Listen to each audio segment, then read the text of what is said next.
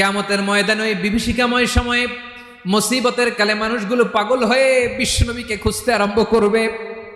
সবাই মিলে বিশ্বনবীর কাছে যেয়ে বলবে, ইয়া রাহমাতাল লিল আলামিন, ইয়া খাতামান নবীন, রাহমাতাল লিল আলামিন।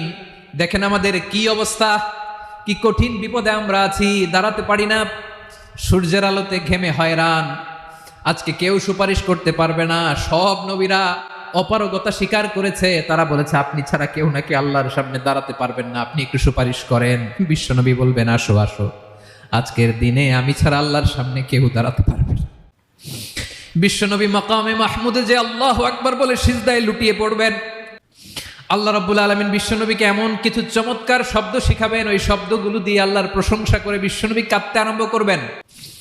বিশ্বনবী এমন ভাবে অজর দ্বারায় সিজদায় লুটিয়ে পড়ে কাঁদবেন, রব্বুল আলামিনের রহমতের দরিয়ায় জোশ লেগে যাবে।